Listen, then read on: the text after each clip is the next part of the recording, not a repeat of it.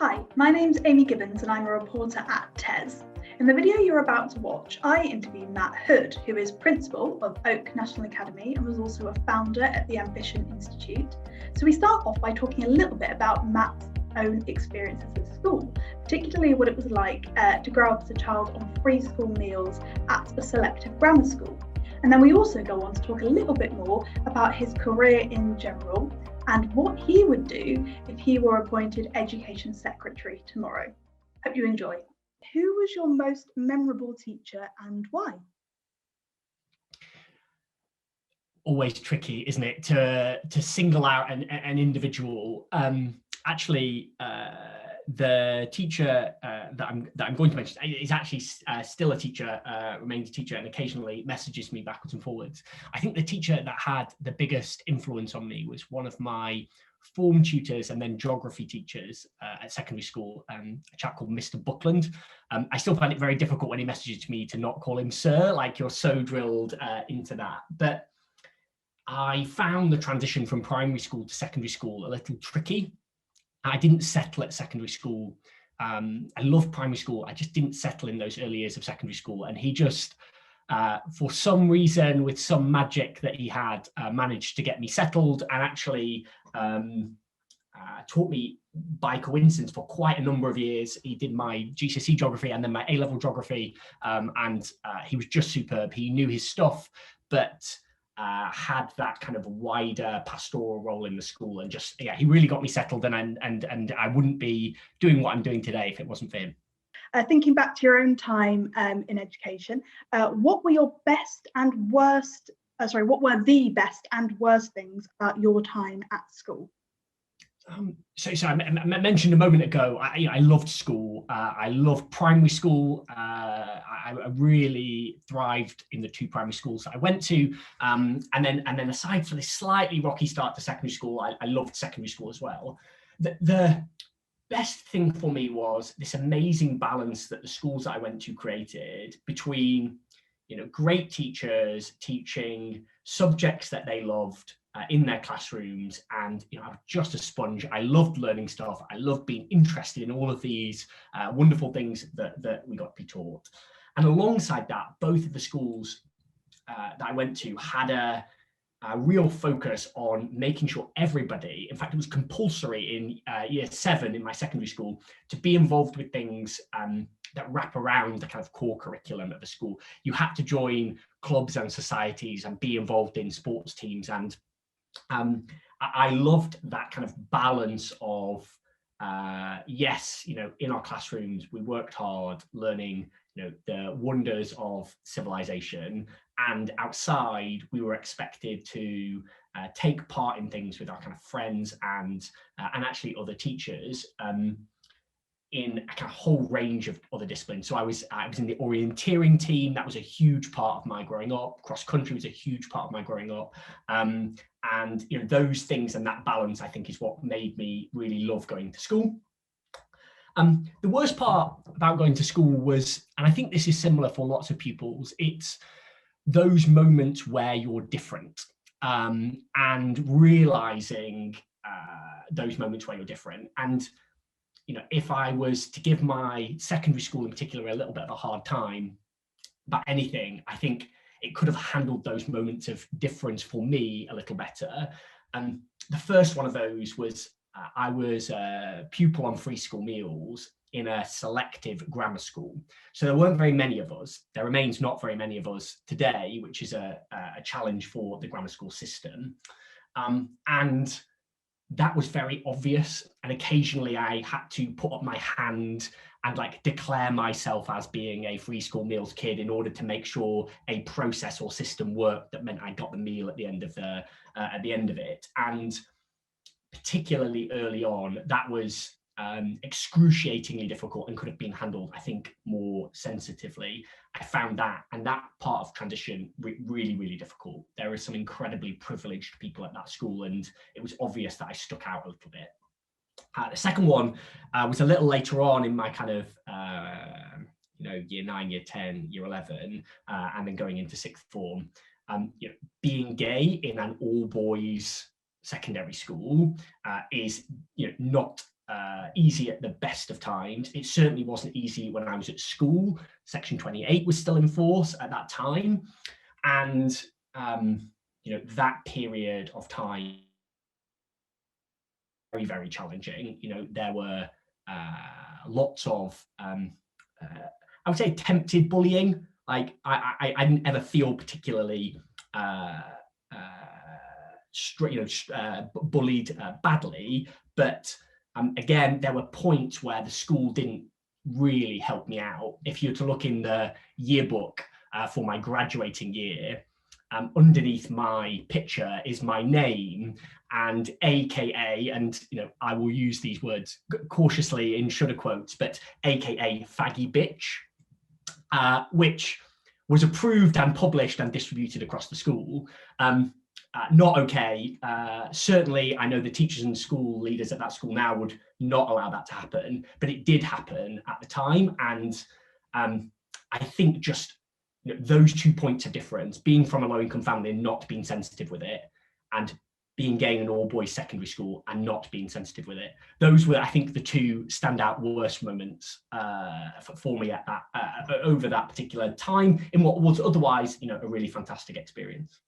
Why did you work in education? Why did you go for that field? So there's a great connection between the last bit of my story and the next bit. So I mentioned I went to a selective state school, so I went to an all-boys grammar school in the Northwest. And, effectively, I got a golden ticket. Right? I got a Willy Wonka golden ticket to go to this school, having sat a test, when I was 10 or 11 years old. And when you're in a relatively big, non-nuclear, slightly complex family, when you grow up in that family, it's really hard not to notice the different opportunities that you are getting compared to your brothers and sisters and cousins and neighbors and all of those things. And whilst I was really fortunate and got an incredible education, if you look at the data, it is a fact, came at the expense of the education of all of the other people in my community who went to those other schools that weren't as fortunate as I was. It literally a golden ticket. So golden ticket, hard not to notice you've got a golden ticket. Then layer on top of that, just some of the networks and relationships I was exposed to at a really young age, at those formative ages. First, my parents, who are, like, I would describe as traditional northern, working class values parents. Manners were incredibly important. Being courteous was really important. Being kind to others was really important. And those were messages that were really drilled into me from a very early age by all of my parents. The second was some other communities and networks I was involved in. I'm not particularly religious, but in my younger years, we spent a lot of time at the Methodist Church, and do all of the good you can is a really important tenet of the Methodist faith, and that was really drilled into me. I was a scout. I was a Boy Scout for a lot of years. I used to go to clubs and then to Scouts, and there was a really strong kind of Christian values underpinning to the scouting movement, and that had a big influence on my life, not least the notion that you get out of something what you put in, and helping your community, and then the Labour Party and the Labour movement, all of those things all point to this direction of, okay, you're in a really privileged position, you've got a golden ticket. That, and it's really obvious. Let's not pretend that that's not happening. It's now your job to do something about it. And none of those, all in fact of those movements would point you, and my parents would point you to a responsibility to do something about this issue.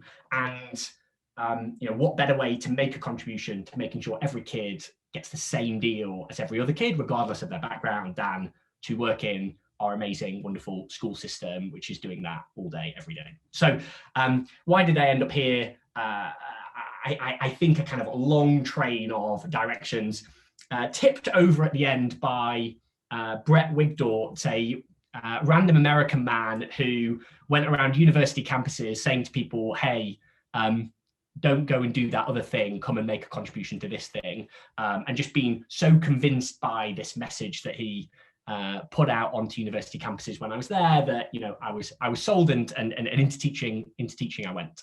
What are you proudest of in your career, and what do you regret? So one of the things that makes me tick, one of the things where I'm at my kind of most animated and enthusiastic and motivated is being part of a really great team. Like, I love being part of, I love actually leading a really great team. I think the thing that I'm most proud of is in 3 different organizations now that I have worked in and been involved with, I have been able to be part of, helped to build and led 3 really, really incredible teams. And all of the kind of successes and actually failures that we've had together has all been like through this lens of those amazing teams. I was a regional director for Teach First in the northeast of England, and arrived in Newcastle with a bag. I'd never lived there before and had to set up the operation there. And Donna, Johnny, Vicky, 3 colleagues that I kind of hired into that team from there, just were like a brilliant little unit who did this incredible work, and you're really, really proud to have been part of that team.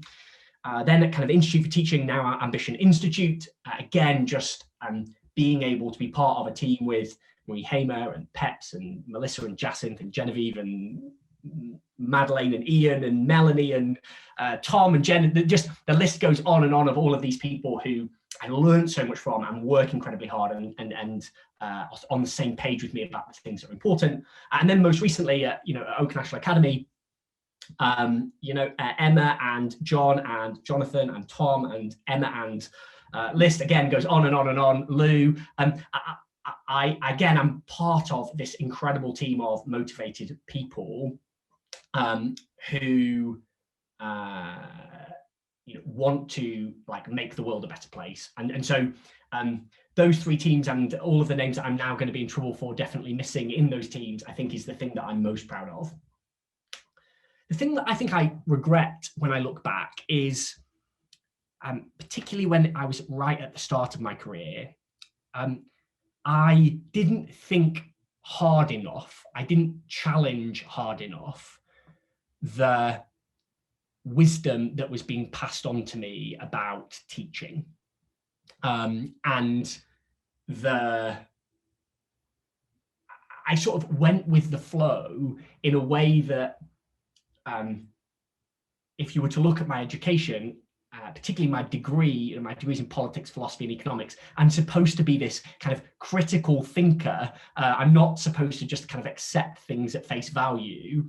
And you think to some of the kind of moral purpose underpinnings of my life. I'm not supposed to accept things that are okay because I'm told they're okay. I'm supposed to think hard about them. And I think in the earliest stages of my career, if I was to regret anything, I think it would be not to be as morally outraged as I should have been about some of the things that were going on in my school, and not to have thought critically enough about why those things were happening and done something different.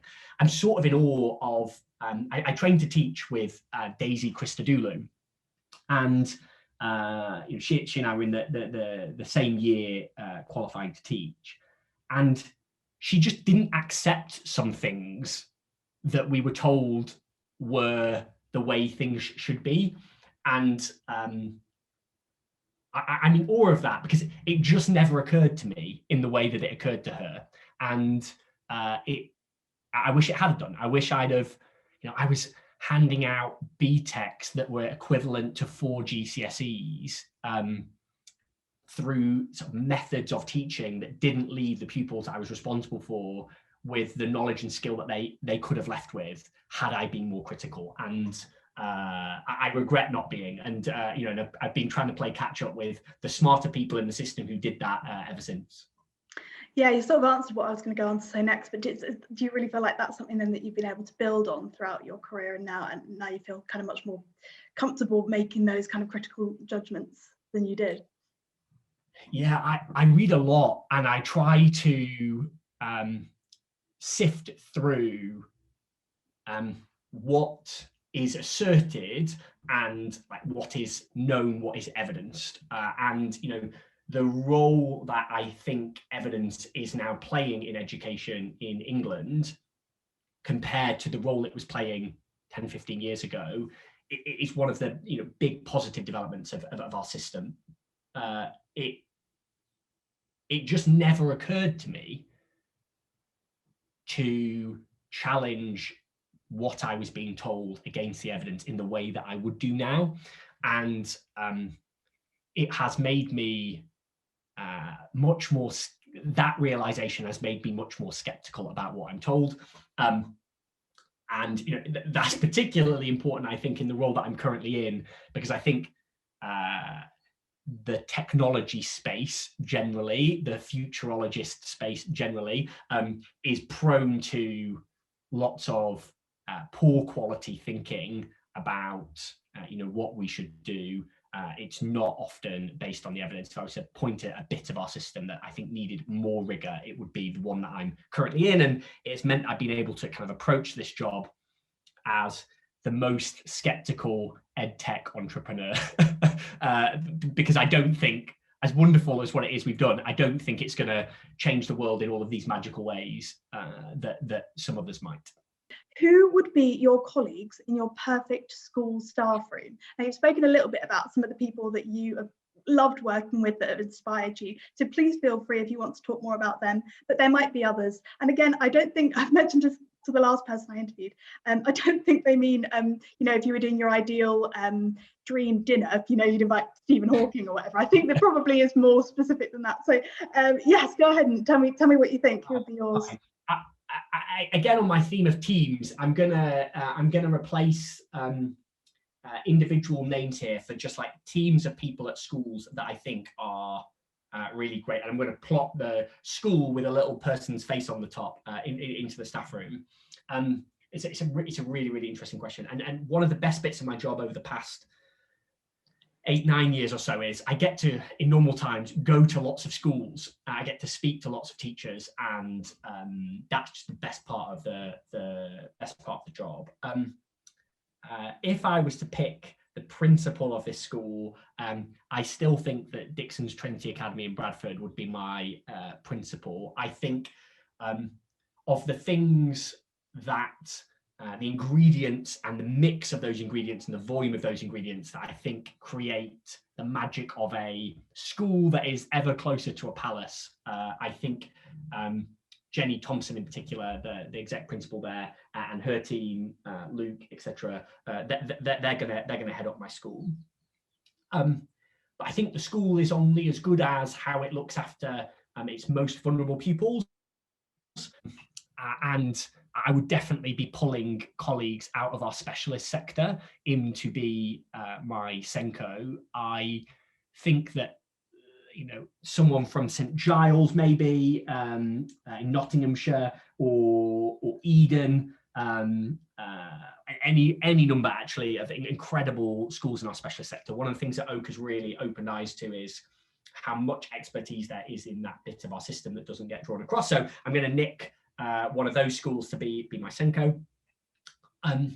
On heading up kind of the pastoral aspects of the school, a couple here, I think Cockermouth School in Cumbria, not too far away from me, is really thoughtful about its approach to this, and would definitely try and poach them in to my ideal school, or Reach Academy in Felton, if you're trying to think about how does the school sit within and interact with its community. So they're going to head that up. I would say this because I've worked very closely with him on this, but I'm going to get Jane Austen College in Norwich to head up the curriculum. If you haven't read David Thomas's blog on curriculum on the Oak National Academy site, I'd really encourage it. It's the most compelling and convincing narrative about what I believe a curriculum should be that I've heard. And then working underneath him, one of the little known things about Oak National Academy is actually we're basically a kind of federation, an alliance, a group of schools, school trusts and subject associations, each of whom take a subject and key stage and basically head up that subject and key stage. My imaginary school is going to be an all through school because I think they're great. And I'm just going to pull in all of those, we call them subject leads internally, to head up each of those key stages and subjects. They have done an incredible job of creating a version of the national curriculum and making it available for everybody in just like insane time periods. So you can see all of them on our site, but each of those curriculum partners, I would just pull in all of those subject leads. I think they're just a stellar bunch of people. That's going to pack out my staff room. I think that's it. I was just going to say, I think that's going to be a pretty full staff room. So whoever's doing the tea round will have a bit of a job on their hands. Me on tea round. I think that I just get to go around with the tea and like have chats with them and learn interesting things like that. We'll provide the biscuits. Sorted. So me as team aide, them as running this school, they'll do a far better job than I would. Fantastic. I love it. I'd love to visit that school. There's so many people at that school I'd love to talk to. The tea and biscuits are great as well. The service is good. Comes with a smile. Let's organise it. Let's do it. What would you say are the best and worst aspects of our school system? Yeah, good question. I actually wrote a piece for the TES about this a little while ago on the best features of it. So I will give I'll give that as my best and try and think of the worst as I'm going through.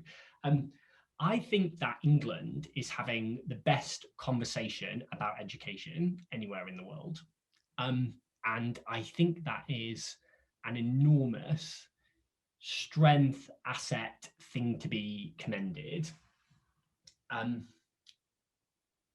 Past year, I haven't had huge amounts of interactions with individuals or the education jurisdictions around the world. But before that, a reasonably regular feature of my job will be talking to somebody from somewhere, often actually connections to things like the British Council. And all of the conversations I think we were having about education in England when I started teaching, that point I made earlier about where I think the discussions and the use of evidence is in those discussions. I think in lots of other countries around the world, they are still at that point. The use of evidence in their conversations is far less developed in general, not exclusively every country around the world, but in general, than I think is happening in England. And teachers talking about teaching, teachers looking at the evidence, including through institutions like the EF, which I think is incredibly sort of positive move. The sorts of things that our sector media, yourselves included, write about, talk about, all of those things are grassroots, brew eds and research eds and whatever other ed you want to, women ed you want to add on to the end of it, like grassroots movements of teachers talking about teaching, questioning things, challenging things, even if they don't disagree. I would hope they would do it courteously and candidly more often than is sometimes the case. But even if they disagree, like that is a great thing, and I think sometimes undervalued. And I don't think we're where we were 5-6 years ago, where that conversation is not reaching classrooms and teachers and school leaders all over the country. I gave my example earlier of wanting Cockermouth School in. You don't get much more north westerly in England than them. I spend a lot of time chair of governors at a school in Morecambe. I spend quite a bit of time in Blackpool. This conversation is alive and well in those places as it is in London, and I think that is a huge asset and a huge strength. I think the biggest weakness of our system, and this is where my kind of policy wonkery nerdiness comes out, I still remain frustrated 7-8 years on that we have not taken a step back and sorted out the structures of the system that currently exist. I take the point that standards, not structures, is politically palatable and where people want to be. But Tony Blair, when he left office, totally reversed his position on that standards and structures conversation and came to what I think is the right conclusion, that structures do matter. I think it is just deeply unhelpful, and the pandemic has exposed like deeply unhelpful gaps and lacks of clarity about the different roles that different actors in our system have. We are running half the schools through one academy system, we're running the other half through a maintained LA system. It's really unclear what the role of the local authority is in relation to those academies. We have a kind of regional schools commissioner layer on top. It's really unclear what its role is in relation to the maintained schools, other than converting them to academies. In the mix of all that, how pupils with particularly, the most complex needs, most complex SEND, like they are falling through the cracks left, right, and centre. I am all for putting the responsibility for running and leading schools in the hands of school leaders. Like, I think that's a really good thing, but that cannot be a Wild West, and it cannot be in unclear, messy, not helpful structures. I started out my interest in this particular topic in 2010. I was a civil servant inside the DfE working on the 2010 white paper. We didn't articulate clearly in that white paper what the role of the local authority would be in the system. We wrote Champions for Children and sort of hoped no one would notice. And that was a huge error. It was a huge, huge error.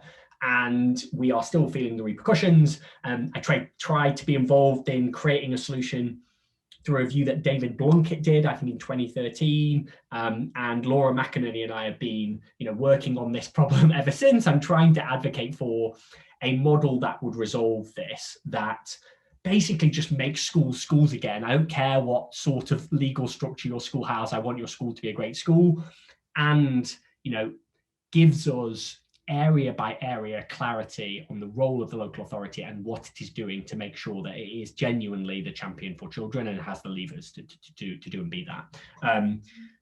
Yes, massive benefits for breaking and smashing up some of these structures. I think that was probably necessary to release that kind of that conversation that I mentioned as the big strength, right? Like I'm not sure that would have happened under some of those older, more rigid structures. So yes, maybe we did need to break it in order to move forward, but we can't leave it broken.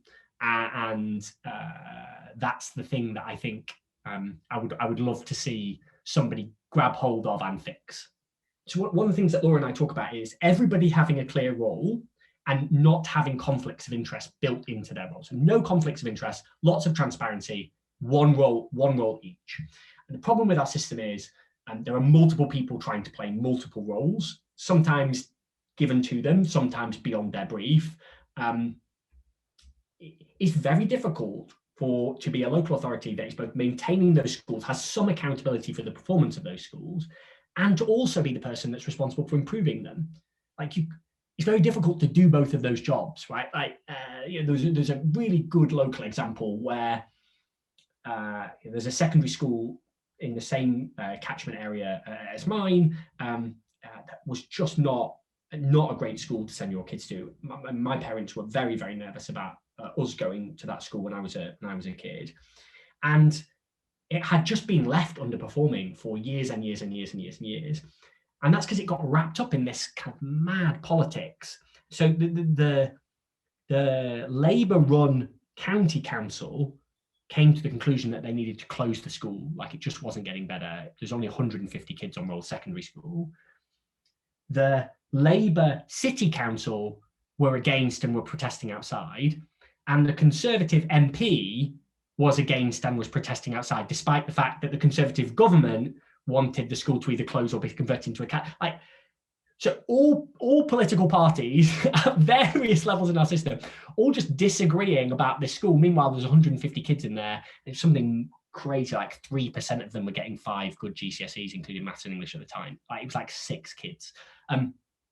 Not helpful, and the result of unclear roles and responsibilities in the system. I just want that tidied up. So that was very much a policy-focused question. We're going back now to looking at sort of your career and your own influences. So can I ask, your own teachers aside, who in education has influenced you the most?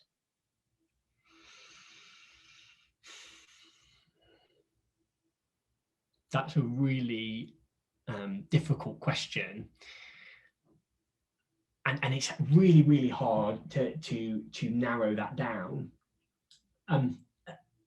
I think because this is going to be a total cop-out answer, so call me out on it if you want to, but it is because I think the answer to that question is the thing that has influenced me most is just being in that conversation where lots of different people disagree with each other.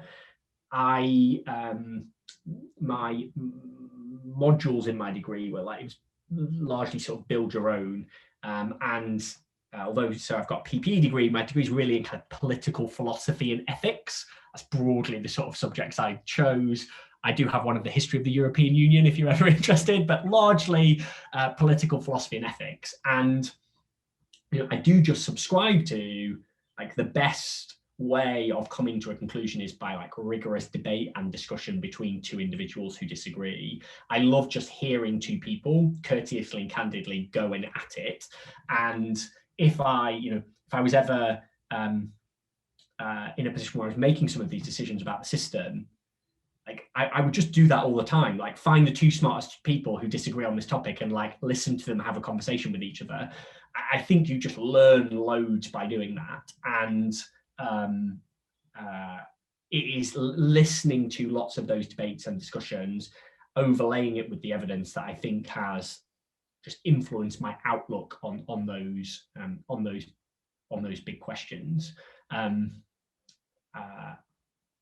Like I said, from what I knew, what I thought about when I started teaching, through to what I now know, like that's all been influenced by those individuals and that conversation. If you became Education Secretary tomorrow, what would be the first thing that you would do? The tomorrow bit of that makes it a very difficult question. Can I happen tomorrow? Who knows? Tomorrow. Oh God. I mean, I might just like do a duvet day. I think that is a very, very challenging job to take on tomorrow. I've mentioned my part about kind of fixing the structures of the system. I don't think that would be the top thing on my list, but it would be high up on there. I would pick a big multiple. I would quadruple. I would quintuple. I don't know what the one is after that. The amount we spend on professional development of teachers. Again, let's go back to what the evidence says. It is the single best bet that we have at our disposal. The thing that matters both for normal times and indeed for this big conversation that is coming about catch-up. The thing that matters is the expertise of the teacher. We need more expert teaching. And the way that you get that is by thinking really carefully about how you train and develop the workforce. Quote Dylan Wiliam, because who doesn't want to quote Dylan Wiliam? Like, not because teachers aren't good enough, but because they can be even better. And I am really optimistic that the system is moving in an ever more sophisticated direction in its thinking on this question. What do teachers know and need to know and be able to do? How do we sequence that curriculum? How do we identify those pathways? And then how do we just make sure that training development is of the highest possible quality? The great thing about a school system is we know how to do good quality teaching and learning because we do it with small humans all the time. And I think we are increasingly doing the same level of sophisticated training and development that we do with our small humans, with our wonderful big humans. And other I think thing that I've written for you in the past is that we need to be the best place in the world to be a teacher. And yes, that's about your pay and conditions and about your workload, both of which, Sam Seaborn says competition for the best teacher should be ferocious. Teachers should be making six-figure salaries, I think is the next line of that. I should learn that as like a little poem. So yes, all of those things. We want to bring in, attract, recognize, reward those teachers through the package that they get. But we also need to have, incredibly sophisticated training and development that helps them do this really hard job. And it's really, really hard. We don't ask any other professional in any other, walk of life, that in any part of the public sphere, to think about the thinking of 30 other small humans simultaneously for 25 hours a week. That is a cognitively crazily difficult task, and it requires training and development to match it. Not training and development based on hand-me-down folklore or voodoo, like sophisticated, rigorous, high-quality training and development. And so my education department would be making this the best place in the world to be a teacher.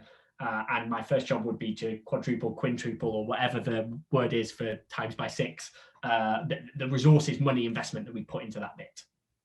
I've got a picture of you sat at your desk with, I know Gavin Williamson previously had his tarantula. I assume you've got a picture of Sam Seaborn just. I've got Sam. I've got Sam, and then I've probably got, we just got 2 puppies for West Wing fans called Hook and Molly that are running around. So I'll have them running around, picture of Sam on the desk. Fantastic. Yeah, there we we go. Who wouldn't like that? I think you got the job. What do you think our schools will be like in 30 years? Yeah. We sort of covered this in some of those earlier answers, so forgive some repetition, but let's go back to Jeff. Let's bet on what's not going to change. Let's go to Sam. We need to be optimistic about palaces. I still hope we'll be teaching at least up to 16 a broad, rigorous academic curriculum that is, the best of human civilization, not just thought and said, song, dance, painted, and that will remain the backbone of primary and secondary education in England. I think some things are just going to keep this terrible English keep mattering more. That's bad? I'll accept that. Keep mattering more. I think you would gather, don't subscribe to, well, there's all these jobs that don't exist yet in the future, and we need to develop skills for these jobs that don't exist yet. But my former partner in crime, co-founder, pal Marie Hamer, puts this really well. What does matter is for those jobs that exist, that we know exist, the bar to entry into those just keeps going up and up and up and up. Careers and jobs that you could get without a good clutch of qualifications were much more bountiful in the past than they are now, and I think will become increasingly scarce. Like, our schools need to get better, not because there's going to be jobs that don't exist yet, but because the bar that you need to hurdle to make your way into a range of careers is going to keep going up and up and up, and our schools have to keep pace with that. And so reading will matter, knowing stuff will matter more than they do now. We will just have to keep raising the bar. I think we will get a profession that calls out snake oil at the first sign of it, because evidence literacy is just going up and up and up, partly passed around by this great conversation. I also think, and this is partly pandemic related, that the role of schools is probably going to broaden out.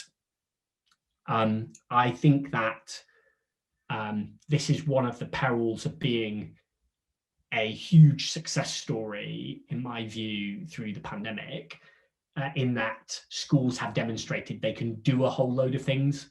And if you're a policymaker and you want something doing, I think that schools being the answer to that thing doing, whether we like it or not, is probably going to be a solution that people are reaching for. And that's going to have a different responses from across different school leaders across the system. I think some of them will be chomping at the bit, and some of them will want those roles and responsibilities to be placed elsewhere in the system.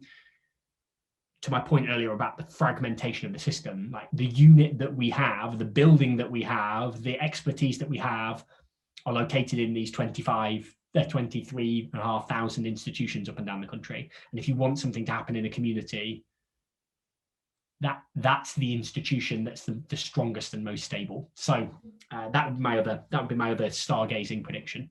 But what one person do you think has made the most difference to our schools in the last 12 months?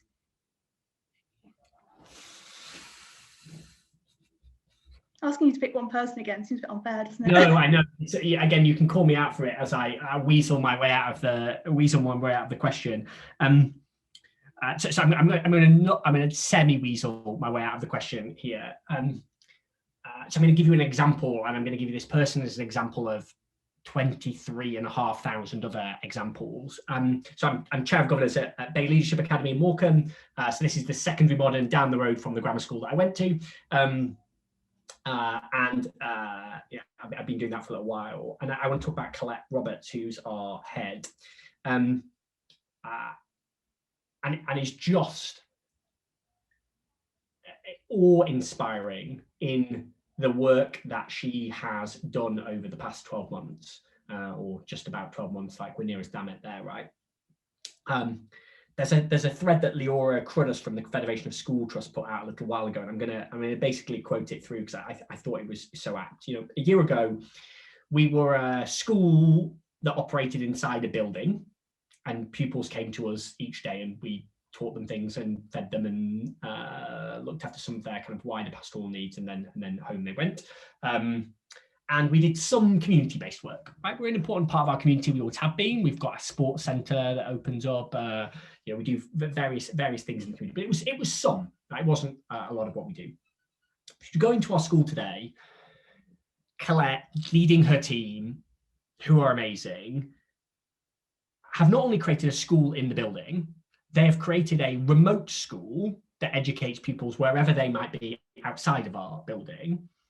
And they have created a track and trace centre. We do track and trace for all of our own pupils and actually sometimes their families as well. She set that up from scratch. That operates out of our building. We're a testing centre. So somehow we've got into the kind of semi-medical profession. So we can tell you not only in our science lessons about how vaccines work or how tests for viruses work, we can also demo that to you live by testing a few hundred kids and teachers a week. And on top of that, we have put rocket boosters underneath that community work that we were doing, both as a reasonably significant outpost of children's services provision in our local area. We know our vulnerable pupils and their families and are putting interventions in place for them at a rate and level of sophistication that we were not doing a year ago. And we are providing some features of a welfare system. We're a referrer to our local food bank. We're providing meals. We're also providing a whole bunch of other resources and support and counselling should anybody in our school community need it. Like how one individual and their team have taken a school as we imagined it a year ago and have implemented, I'm a big fan of this, like, yes, talk about the stuff, that's really interesting. Implementing it is the hard bit. Have implemented that combination of capabilities inside of one building, whilst also, let's not forget, themselves going through a global pandemic with their own family and all of those things that we have all been dealing with in our personal lives. Like Colette Roberts wins the award for has had the most impact on education as the banner carrier for 23,000 other head teacher colleagues across the country who have done exactly the same thing. And I think that's astonishing. I don't think the national conversation has quite recognised the implementation task. You know, we hear about some Nightingale hospitals being built that didn't exist before, and we hear about hospitals that have turned regular wards into intensive care wards. We don't often hear about schools that have become test and trace centres, track and trace centres, testing centres, a remote version of themselves, and basically an important part of the children's services and welfare state. Yes, and I've had the the privilege of checking in with Colette on a regular basis, hearing about this next thing that she happens to have done over this period of time, and trying to provide and whatever support I've been able to. So yeah, that would be my like number one person.